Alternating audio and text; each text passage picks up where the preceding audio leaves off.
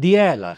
DILR in the last few years has been the most, I would say, not the difficult section for a student, but at least the most confusing section in what way to start studying. The major reason for that is that there is no defined syllabus. I know Quant also there is no defined syllabus, CAT does not define a syllabus, but at least there you know that you have to study arithmetic, you have to study algebra and so on. Here it becomes very, very difficult or very vague. And in fact, most of the students have this question that where do I start studying from? So let's address that first. Where do I start studying from? So let's take even one more step before that. Before you even start studying, what I would want you to do is to build your logical reasoning. Now, this logical reasoning can be built through solving puzzles like Sudoku, Kakuro, even Wordle. A lot of people think Wordle and Quaddle are only, verbal based things.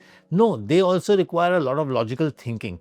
So once you improve your logical thinking, and this can be improved through basic puzzles, even if you look at very old CAT papers from the 90s and all, where the sets were not very difficult or they were much easier than what is asked today in CAT. But even when you will solve those, they will help you build your logical reasoning well. Okay, but the only thing you need to remember over here is that no longer in DI do they ask those very long big tables with a lot of calculations and all that is not asked. So don't unnecessarily waste your time there. Okay, so that's the first part. You can start solving from anywhere. Now, the second part is how much should I solve? How much is good enough? Because what again happens is one student say solves 50 sets, 100 sets, or in class, suppose you're taught so many sets, people solve that many sets and feel, okay, now I don't know. Sometimes DILR happens, sometimes it doesn't happen. I don't know whether solving more sets will help. It will definitely help because DILR is a lot about pattern recognition. So the more the sets you will solve, you will actually recognize that this is the particular type of pattern, these type of sets are easier, these type of sets are difficult and so on. So that's the second part to it. Now, how much do you solve? You need to solve approximately 2 to 3 sets average throughout the year. So we are in the month of January. Now from here onwards, if you start solving, you have approximately 11 months in your hand, and which is around 300, 330 days. If you're solving 2 to 3 sets per day, as I've said earlier also, close to 1000 sets is good enough. Obviously, because what happens, and don't worry about the difficulty level. Don't think that, should I solve LR more, DI more, I'm weak in LR. Very frankly, it doesn't matter. When you're going to solve 1000 sets, all that will get ironed out.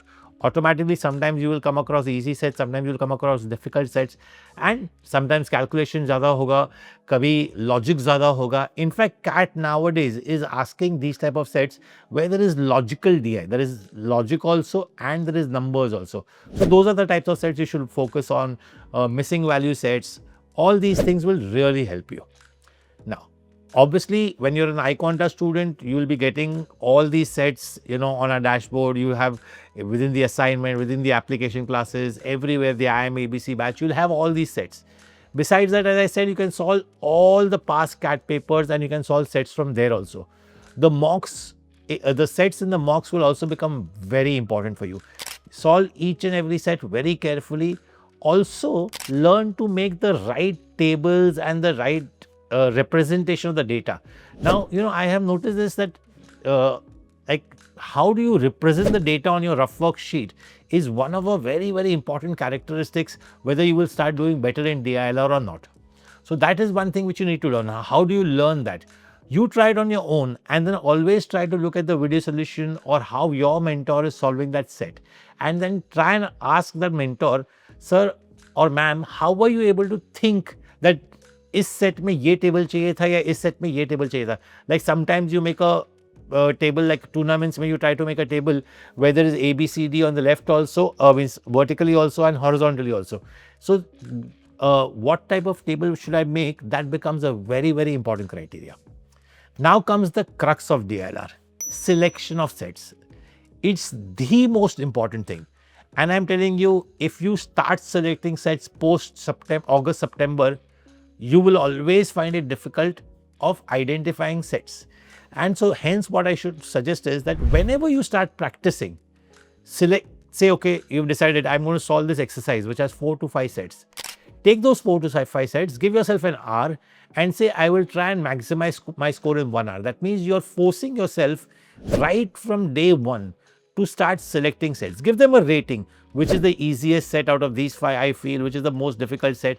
I will be creating a video again on how to select DILR sets, giving you like proper pointers and everything. We will talk about that also.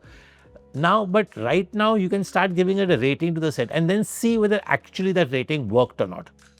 Now, remember, DILR is just about consistency. Keep solving on an everyday basis and I'm sure you will do well in DILR. Don't fret too much over it. Don't think my DI is good because I'm a quant student, my LR is not good. Lot of students keep thinking that DI is a lot about calculation, and the ones who are weak in maths feel मेरे से तो DI नहीं होगा. But very frankly, CAT does not ask that kind of DI. They are asking DI which is also very logical based. They are asking logic which is DI based. So remember that and practice carefully. I'm sure you will do well.